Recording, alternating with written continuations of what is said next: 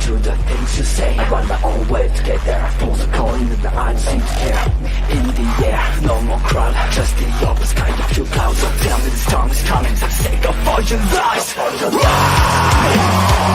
Why don't you try to be wise? Now that I need you, why? I never wanted to be alive, just to feel like I'm fading. And though my heart breaks a beat of time, I press the lens just to tell you, don't leave the way, don't leave the same.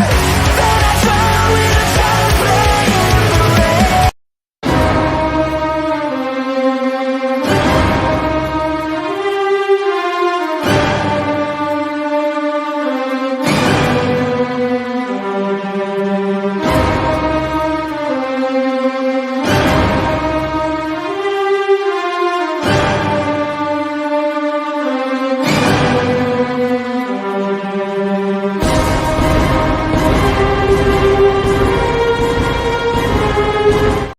Hello, everyone, and welcome to episode 7 review of Marvel Talks Agatha All Along coverage. Whew! It's been a while since we've been able to talk about this, me and you, Andre. We're not gonna let you talk about episode 6. Me and Asher decided that with the chat last week, so you can talk anything about last week's episode. Okay, that's fine. No, just kidding. Go ahead and give your thoughts. Asher and I talked for a while about it, so give your thoughts on last week's episode. Again, the episode I was expecting, the backstory, because you were talking about how 2 weeks ago we were talking about the Wizard of Oz episode was coming, but then with everything, and then I was reading, and we were talking, me and you were messaging. It's like, no, it's not Wizard of Oz this week. It's backstory week, and I think it was a great way to tell this backstory. And yes, Billy Kaplan exists. We're both statements are true. Billy Kaplan exists in this world, and he is essentially the same look, same everything as whatever the other Maximoff. Hello to Astrid, hello to Bobby, and I love the way that it's Maximoff's spirit in Billy Kaplan, and I like the way they're fusing it, but he doesn't know who he really is. And it's the confusion he's dealing with his new powers, his new reality, all this. I love that the story they told with him and his evolution over that little while. Then just his side of all the Agatha stuff was so from episode 1 was so entertaining. Top notch. Like, I loved it. I like we said last week, I love a little recap episode. Those are always nice. It reminded me, basically, they told it in the exact same vein that we got episode 4 of WandaVision, where they went from Monica Rambeau's point of view. This is how the whole show's been playing out. And that's such a great way to do a recap. You can still tell the same things with the same people, with the same stories, but do it from a slightly different point of view. And all of a sudden, it's just an entirely new thing. I messaged you early in the week when we got the Marvel confirmation that it was Billy Maximoff, and I'm like, I really wanted Billy Kaplan to exist in this world. I wanted a Billy Kaplan Wiccan, and we do have a Billy Kaplan Wiccan, and that was something that I really loved about last week's episode. Is that I got to have my cake and eat it too.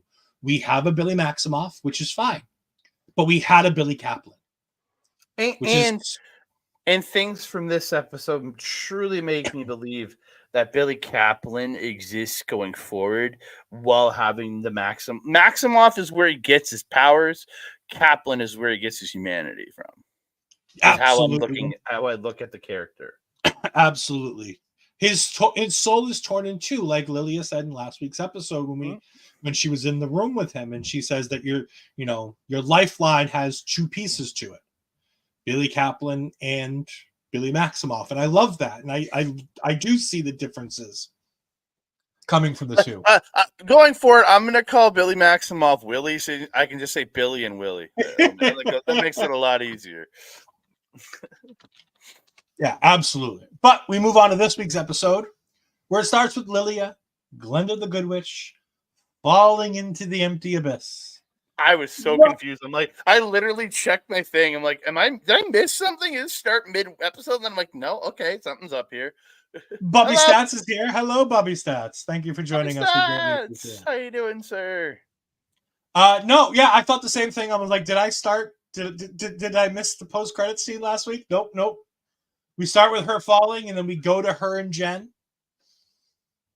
Mm-hmm. And I thought that was nice. And her and Jen were such a delight in this episode. Like that pairing was so wonderful. Where Jen like she came down off her high horse for a bit, and we don't know why until the very end. Which again is perfect. I love the outer order storytelling. In the Twitter post, I put time turner. This episode is an absolute time turner. And to the point, remember, I didn't like Moon Knight for the jumpy and changing around and up all it was. This I didn't mind at all. I was fine with this. This is cool. Once I figured out what was going on after the second or third jump of hers, I was like, oh, okay. She's just having weird flashes through time. Okay. Yeah. And so then we get Willie and Agatha walking down the road, and they're talking, and he asks, well, where's Reed? She goes, stop trying to read my mind. He's like, all right. He's like, all right, fine. He's like, you just ask your question out loud. All right, where's Rio? Not that question. Oh man, we are again. It was spoiled first a couple weeks ago. This again, I literally like you ruined it for me a couple weeks ago. I loved the reveal in this episode. Yeah, if you hadn't ruined it for me a couple weeks ago, it would have been even better reveal for me. Jag. Yeah, well, that's your fault. No, it is your fault for putting it in the goddamn episode and ruining it for all the people watching. I could have, but I didn't. You but could I have don't left. do that because I'm a professional. Yeah, well, you were professionally ruined then. By an unprofessional. Yeah, I've been called worse things than unprofessional. It's fine. Yeah, I'm not serious. No, I know. We then get Agatha and Willie walking up to the castle, and as they enter the castle, we get the evil witch from the Wizard of Oz, and we get Maleficent. That was so confusing. I'm like, wait, I thought this was the Wizard of Oz. Why isn't he like Dorothy or the Tin Man or some bullshit? But then I was just like, oh, okay, we're not going that. It's just going Disney. It's just gonna go Disney. It's not even Disney. I realized it when I was explaining this to a friend of mine. It's not Disney. It's witches. It's witches in general in pop culture. Yeah. Because Maleficent is a witch. Yep. It's the old witch from the Snow White stuff as well. That's who Jen's playing. Who? And then there's the two witches from Jen. Oh, she's the old version of Maleficent. Okay, or no? Yes, she's the old queen. She's the queen from yes. Snow White. Okay, yes, I was wondering who she was. I could not figure that one out in my brain. As far as I can tell from what I've seen, I think that's who the character she was portraying. It makes sense.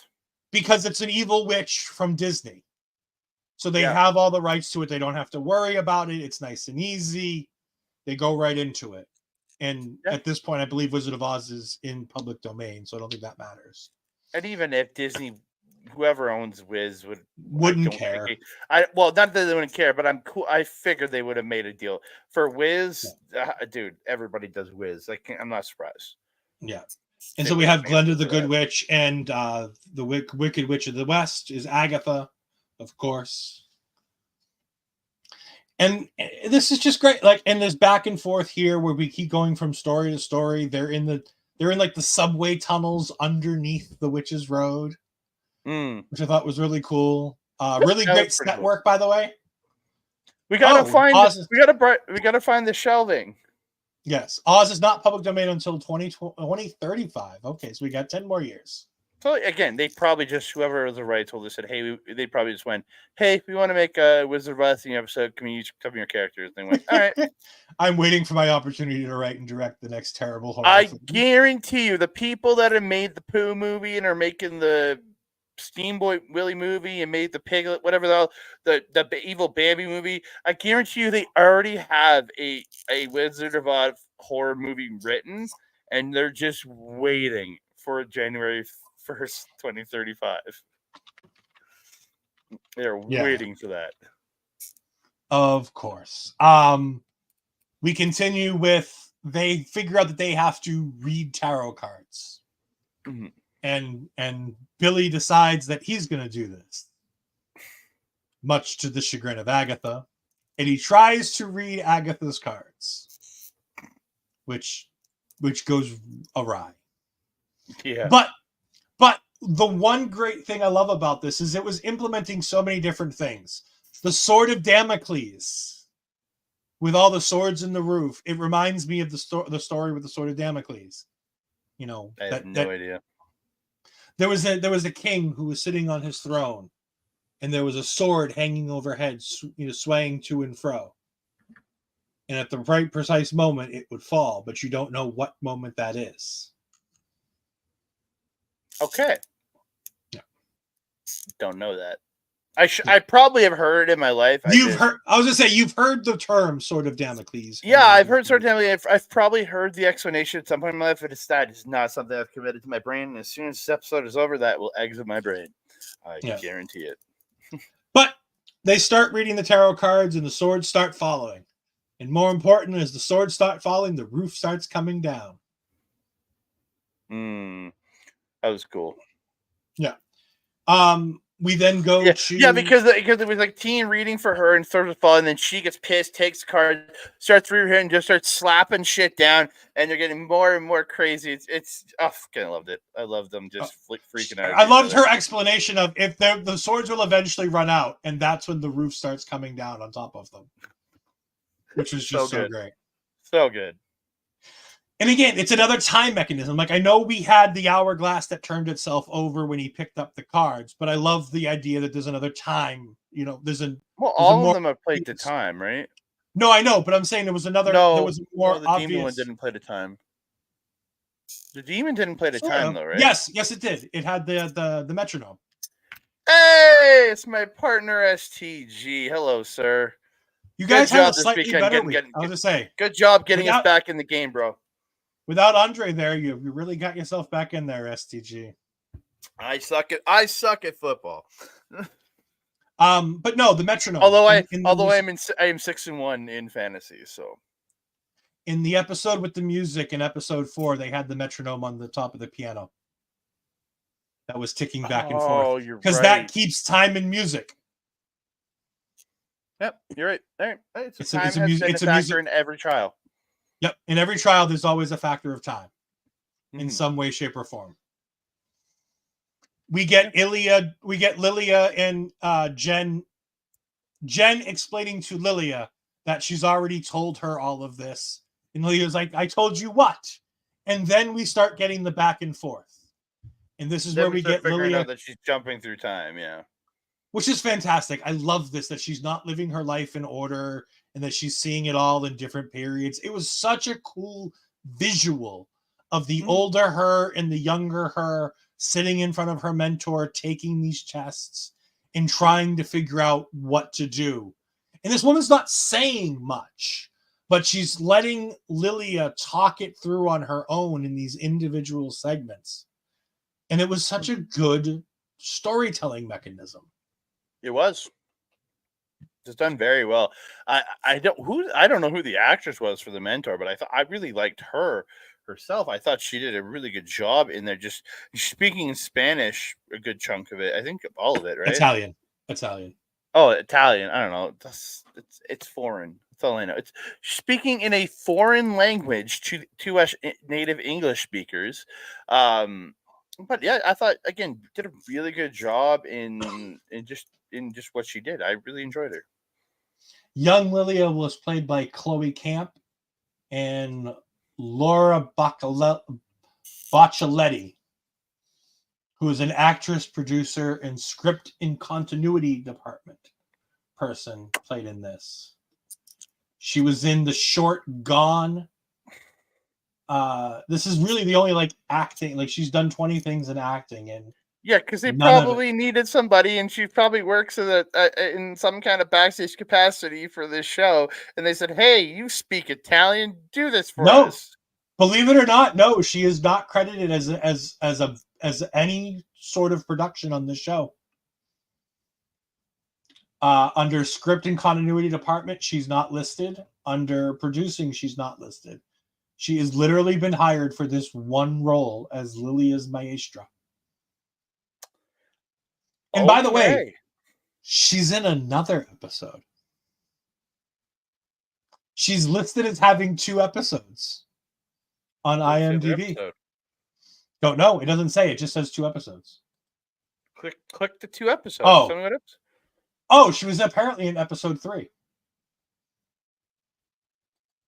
That's the house. Oh, or she was drink the one. the ghost. No, that wasn't episode 3. Was episode no. That Episode 3 was where the wine drinking episode. Okay, so episode 3, she was the vision that Lilia saw, the old lady. Oh, that makes so much goddamn sense. Okay, that makes. Yeah. She was seeing her own death. Because remember, it was death behind her. No, she was seeing her mentor's death, because she even says in this episode is when she saw her mentor's death. Mm-hmm. Yeah. Okay, makes sense. That makes sense. Lots of good stuff happening there. Yeah. But go ahead and talk a little bit more if you have any other thoughts on the back and forth with Lilia here, the fantastic work of the production team, of the writing team. Well, just to watch the actress, how she emotes from one scene to keep that emotion and proper facial everything that she's doing from scene background to scene back. I thought it was really, really well done. You got to give it to Patti LuPone for that, just to have that ability to just stay like so expressive in that exact way. I thought it was amazing. And Ed doesn't want to say anything, obviously. Sorry, I was answering a message. I apologize. Can't be answering messages when you're here with me. Come on, man. Parental duties, Trump podcast. Oh, okay. Never mind. Parental duties. Yeah, you're right. Sorry, I thought it was like I thought you were like messaging Astrid or Bobby or something. Like, they can wait. God, no. They can wait. They know not to bother me during stream. I do. I loved all of Lilia's stuff. And Patti LuPone here in this does such a great job from the beginning of not knowing anything. And every time she comes back, she remembers more and more. And she knows more and more. And they go further back and they go forward. And it's just such a great job from Patti to be able to manage to do it all without looking stupid and making the scene feel stupid. No, in any way, shape, or form. Way. In such a good way. This could have fallen apart 1,000 ways from Sunday if they didn't have Patti LuPone in here being an absolute joy. If the writing was a slightly worse in this becomes a joke of an episode. But because it was done cleverly, because of the fact that they thought out every last little bit of this, because it goes back to Lilia realizing that it's her that needs to answer the questions. And she goes through all of the episodes basically, and she's showing us where all of the weirdness that she has. Well, am I quirky or am I kooky? Or altogether spooky. Yeah. And all the... But no, it also goes through like all of the times that Lilia was just a little awkward and a little weird and just saying something out of place. They put them all in context. The save Agatha is actually connected to that Alice don't save Agatha to prevent Alice from dying. There was so many good things in here. And all the little hints throughout the episodes that lead to the cards that she's going to pull, with the high priestess being Jen, with her being the high priestess in the road ahead, with the three of swords behind Agatha when Teen was dying on the road, the pentacles, on the notebook that she wrote down all the names of the witches of the coven. It was such a good job all the way through. Yeah. And she stops it right before they all die to being squished by the swords. And it all goes back up. And Well, then I she love revealed, the whole thing with the reveal of Rio as Death. I thought that yeah. to me was the coolest thing. Like everybody plays a point because she's the first one. Everybody's playing a point to her path, and it's just death, and you're like, oh damn it, she's dying here. I was like, as soon as she put the death Mhm. down, I'm like, oh god damn it. And then and it's revealed that yes, Rio is the first Green Witch. I'm Death. not a Green Witch. I'm the Green Witch. Mm-hmm. She is the Yep. Green Witch.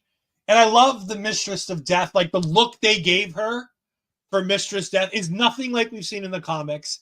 It's nothing like we've seen in any form of Marvel Entertainment. Well, no, the death they showed in at least in the picture of the card, it more resembles the comics, which I really did like. No, but It's when they showed Rio portraying it with the entire outfit that they have for her oh on, yeah. in that Sorry. you see that split second of Rio as Mistress Death when she realizes that Rio is Mistress Death, and they have that image of what they want Rio to look like. It's not exactly like the comics. She's not wearing a black cloak with a purple underneath with a big hood. She does have the curved sword like we've seen in all the other episodes with her. The curved But dagger. but if you look at the tarot card, it was very reminiscent of Yep. Marvel's version of death. Yeah, exactly. The And comic I love version. that. But I love that there's a difference. Like, you know what I'm saying? Like the Mhm. comic accurate version wouldn't have played so well with the gritty show that we've been watching all these weeks. No. Again, I never expected her to wear that outfit. It'd just be weird her wearing a black cloak. That would just be weird. But to do something what they did, I thought looks a lot better, a lot more appealing to TV and to the medium that you're in. And I know they were talking about how that Thanos is coming back in Secret Wars. So could Rumors. we Rumors, but rumors? yes. Could we get a just a quick scene of Rio and Thanos? We could. Yeah. It's something that we've talked Or it's a about. multiverse version of Thanos and a multiverse version of Rio as in the relationship. You never know. This is what I was expecting to see when they revealed Rio as Death. I thought we'd get something more along this line. Like I understand you say it's a little, Well, I'm beneath gonna it, say but even the tarot card it plays to the original version of death from like Infinity where it's just a cloak with a skull and everything. That version, which is yeah. but the less it look weird. Looks weird. that one's just that's just There's no. Yeah. there's so many different versions of Lady Death in the comics, Mm. Mistress Death. There's so many, whatever you want to call her, Mistress Death, Lady Death, the Grim Reaper. She's been called anything and everything, and she is one of the cosmic entities. And again, I to go through it all would be way too much. Mhm. But I love the reveal. Like they gave us that reveal finally, Yeah. and that explains where she is. She's dealing with Al, like we assumed. She's dealing with taking Alice's body back to her realm. I was so like had a weird hope in my heart that she would save Alice, but because again she has the power to choose, and She does. I was hoping she wasn't gonna kill Alice, but I guess she's gone, and that I makes me mean, sad. episode 4 explained to us exactly what her purpose on this trip is. I She is know, here for bodies. I wanted Alice to survive. I really like Alice, man, and she got shortchanged in her death too. Come on, A that little just bit, yeah. mm, I think that that kill annoys me. this show has been hitting a home run since episode 2. And I thoroughly enjoyed episode 1. So I'll say the entire series has been a home run, but I know so many people are a little ticked and miffed about episode 1 being just okay. But I thought it was And again, thoroughly as I enjoyable. said it was okay to me. It wasn't up until the end of the episode. It just I said it when I review. It just I Right. don't know. It never quite that episode wasn't my jam. Thank Christ I did two in one night because I might have been like, well, you enjoy reviewing the rest of the show. If they had just done the one episode, I might have been like, I'm tapping out, find a co-host. But I'm glad they didn't. Yeah, no. So going forward in the episode now, Lilia figures it all out. The Iron Maiden opens to give them the next path to the next challenge, which is just so great that it's an Iron That Maiden. is oh, so good. She's like into the Iron Maiden. I'm like, why would it be an Iron Maiden? Jesus Christ. And I love how she sends everybody through and she looks at Agatha and she said, what did she say? She said something about Rio to Agatha. She gave her a warning about Rio. Yeah, I can't remember, honestly. When she says sorry or something, she gave her instructions. Again, we'll look back on it. I apologize. We're taking in a lot tonight and we've forgotten this one. But Jen's like, no, Lilia, you need to go. I'll go behind you. You don't think I'm going in front of you, do you?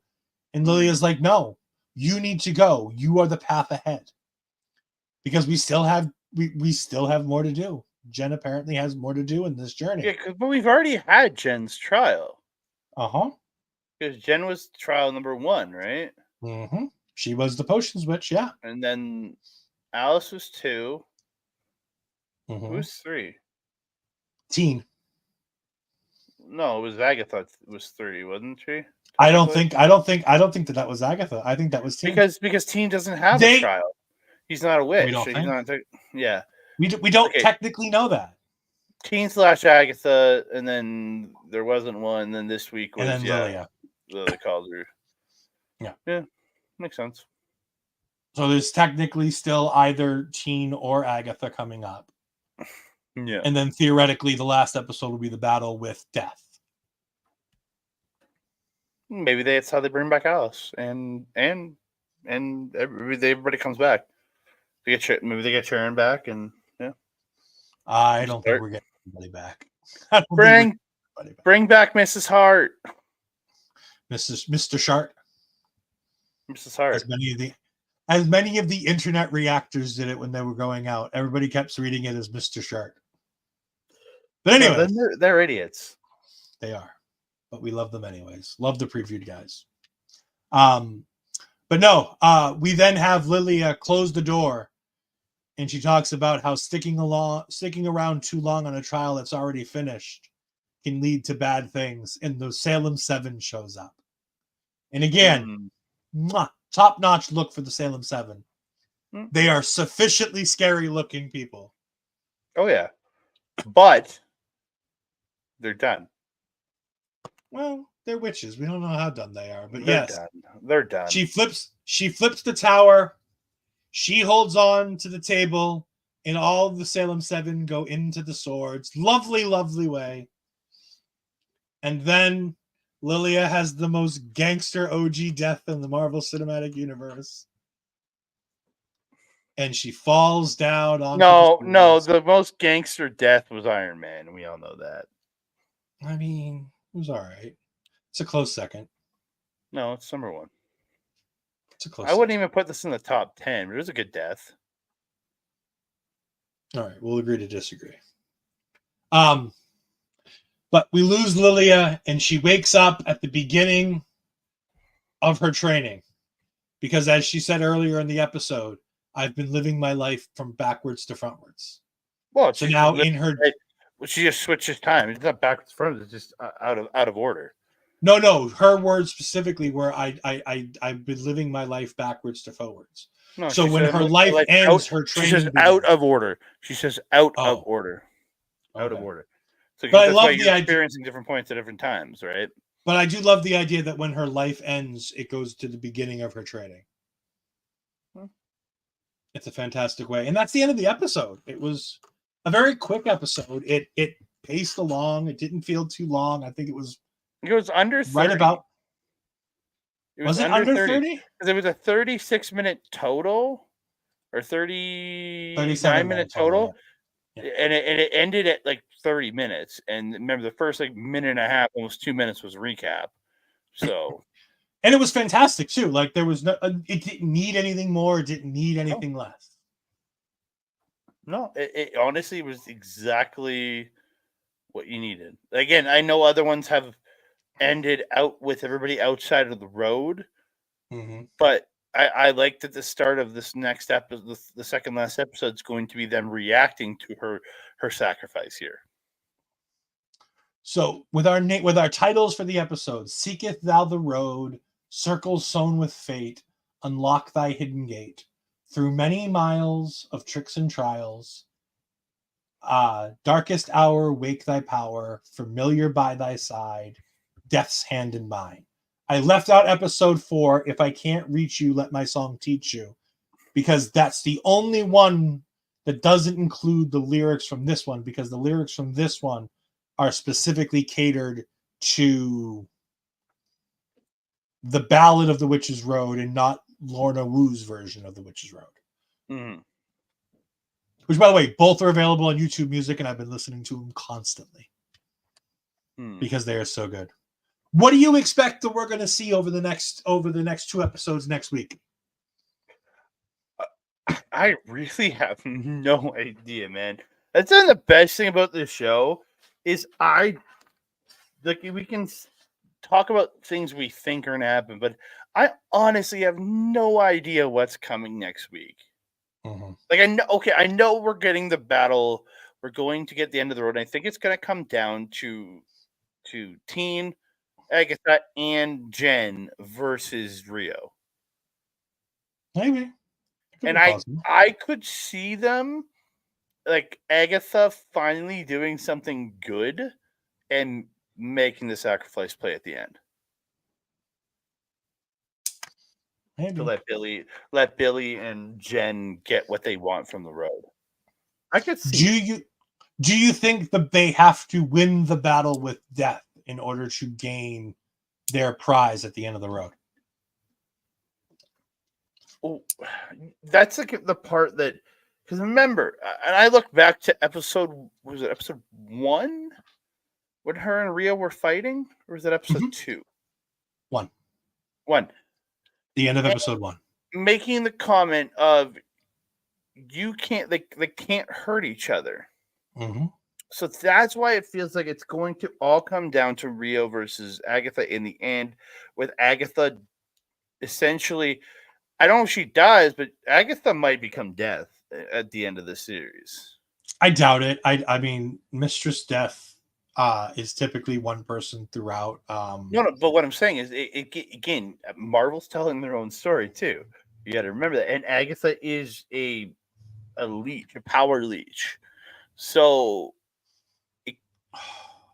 but the idea of her sucking the power out of death, a cosmic entity, man, it puts Agatha on a whole nother level then. Yeah, but I don't like the idea of Agatha. And this is where we get the the cloak with the purple underneath. Maybe. And it's Agatha. I'm just throwing things out there. Just I could be completely off base, and it's just the 9th episode is just Rio and Agatha having sex for the entire episode. For all I know, that's not going to happen. This is Disney. But you know what I mean, though. Like you never know what the ending could be. That would be the greatest. Andre just found the Pornhub episode of episode 9. Andre, tell the good people where they can find you on the internet this week. Oh, you can find me on the internet at that Canada guy on X, at that Canada dude on TikTok, Instagram, and Threads and other stuff. You can find me over at my channel, Andre Miller Wrestling Talk, where we just dropped a Chop Talk from this past Friday's episode of Friday's Top Talent show that we were at. We were supposed to record a show yesterday about the Maple Leaf Pro shows that we watched over the weekend, but that will be delayed till tomorrow because we're going to have to pre-record Japanese Wrestling Update for this Friday. So we're going to do our Maple Leaf Pro review at the same time, which will be coming out on Andre Melville Wrestling Talk, also over in audio form at A Plus Productions. You can check that out over there. And then, Friday, Japanese Wrestling Update will be pre-recorded as myself and Melba will be attending the Love Pro Wrestling event featuring Blake Christian and Ellie Catch. And IWS champion Matt Viviani. The newly heel Alley Catch. She turned on Effie in GCW. It doesn't mean she's the bad guy. It means Effie's the bad guy. No, Effie's never the bad guy. You can find me on Twitter at EdFries12584. You can find me on the Twitch at twitch.tv/EdFries2002. Me and Ashford just recorded a wonderful episode of previewing and predicting the Halloween Havoc card with our good friend Robert DeFelice from over at Fightful. So go ahead and check that out this Saturday evening around 7 o'clock. We'll drop that right before TNA's Bound for Glory. And if you want to talk Bound for Glory, you can go catch on Jose on the Air's YouTube channel. You can go ahead and catch me and the Nastral Astrid Pizarro as we go ahead and talk all about Bound for Glory as two people who don't watch TNA on a weekly basis. Trying to predict the Bound for Glory card that actually looks halfway decent. You can also catch me and Asher with our good friend Megan as we go ahead and talk to Megan and recap Halloween Havoc this Sunday night, right after the show's over. Come on, join us, where we get to talk about Kalani Jordan and the taking on a member potentially of the Fatal Influence. Remember that this match was a spin the wheel, make the deal, and it is going to be spinner's choice for the members of Fatal Influence. We have the main event of Trick Williams versus Ethan Page. Tony D'Angelo will defend the North American Championship against Obafemi in a tables, ladders, and scares match that is now only going to end in pinfall or submission via the request of Tony D'Angelo. We'll get to that in a minute. You can also catch the best match on the card, Roxanne Perez and Cora Jade taking on Julia and Stephanie Vacour. Yes. This should be the main event. It will not be, but it should be the main event. And at some point in some way, she debuted on Tuesday. NXT's very mad that CW cut it off in some areas. Zarya has arrived. Delta is here. Her new name is Zarya, and she looks incredible. It's Daria! Yes, Tony D'Angelo requested last night, and Ava has granted his request, that his match with Obafemi can only end by a pinfall, even though it's a ladder match. Yep. I've been working on it for 24 hours, and I still have no idea what the fuck they're doing. And don't forget that NXT title is actually a Devil's Playground match. It is indeed, which is weapons and other and falls shit. count anywhere. It's a falls count anywhere match with weapons. Yes. I feel the way they were telling the story. I feel like they've got to be blood in this match. Like somebody. So the way the two are talking. Trick has to bleed. I think Trick has to bleed this time. I think so. We can talk all about that on Sunday. Then again, you can catch me and Ashford every Tuesday as we talk all things NXT on Taking Over. And of course, next Thursday night, you can catch me, Quizmaster Supreme, on What the Fuck Do We Know About Wrestling Trivia as I host the Halloween edition. And I put that bum Munson in his place and make him lose all the answers and make him have to guess for once. He's your partner. He sits on his high, mighty tower with all the answers to everything. Not this time, Munson. Now you get down there and you get with the peons and you guess the answers. Most likely incorrectly. Wow, that's so mean. It's fine. I love it, Bobby. So mean. Bobby will understand. But so mean. Don't miss out tomorrow on Honor Ramble, as we have the Honor Ramble crew going to have to give their thoughts on the new Ring of Honor World Champion, Chris Jericho. The Nuevo. But Remember that you can catch all kinds of great content all weekend, including Ashton and Mel Ball with potentially a guest run-in from Kimmy Sokol as they review TNA's Bound for Glory this Saturday night. It's going to be ladies' night talking TNA like it started. So go ahead and enjoy that, and we'll see you next time, everybody. Goodbye.